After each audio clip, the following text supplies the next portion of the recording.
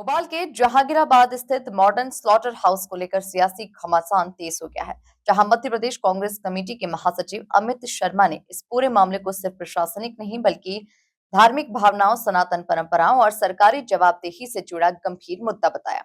उन्होंने आरोप लगाया कि पिछले कई महीनों से सामने आ रही शिकायतों के बावजूद इस मामले में केवल एक व्यक्ति की गिरफ्तारी दिखाकर असल जिम्मेदारों को बचाने की कोशिश की जा रही है। प्रेस वार्ता के दौरान प्रस्तुत दस्तावेजों के आधार पर उन्होंने दावा किया कि 24 अक्टूबर 2025 की एमआईसी बैठक में केवल 6 माह के लिए समय विस्तार का प्रस्ताव था, लेकिन बाद में नियमों में संशोधन कर बिना किसी पेनल्टी के 20 वर्षों के लिए संचालन और संधारण का अनुबंध दे दिया गया, जो एक गंभीर अनियमितता को दर्शाता है।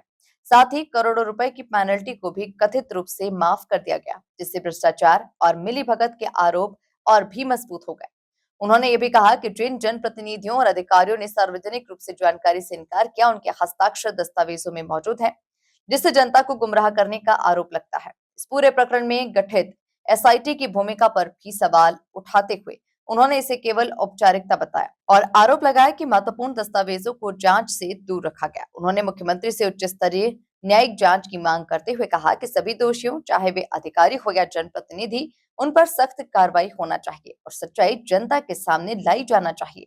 कि करोड़ों रुपए की जमीन 4 लाख का आकलन कैसे हो गया? वो ट्रक कहां है जो उस रात पकड़ाया गया था? वो मांस कहां है जो उस रात पकड़ाया गया था? और स्पष्ट जांच रिपोर्ट में हुआ कि वो गऊ का मांस है। आज ये सवाल पैदा होते हैं, इसीलिए ये प्रेस कॉन्फ्रेंस बुलाई इन दस्तावेजों को देने के लिए। 6 महीने के लिए प्रस्ताव आता है, अंदर कागजों में हस्ताक्षर करते हैं, लेन देन होता है और 20 वर्ष की बढ़ाई जाती है। ये सारे सवाल सनातन और हिंदू धर्म की सरकार है, इस पर पैदा होते हैं और इस जानकारी को हम लेकर भोपाल पुलिस कमिश्नर को देंगे और एसआईटी जो रफा दफा करने की आज हिंदू और सनातन धर्म और गौ माता के हत्यारों को बचाना चाहती है, ये हम होने नहीं देंगे। इसलिए इन दस्तावेजों का मेरा सारे पत्रकार बंधुओं से आग्रह है कि इन हस्ताक्षर वाले कागज जो पूरी एमआईसी के साइन है, इस बात को आप चौथे स्तंभ के माध्यम से आपको बढ़ाना पड़ेगा, जिससे गौ माता और सनातन धर्म की रक्षा हो सके। धन्यवाद। भोपाल से आदित्य सराठे की रिपोर्ट।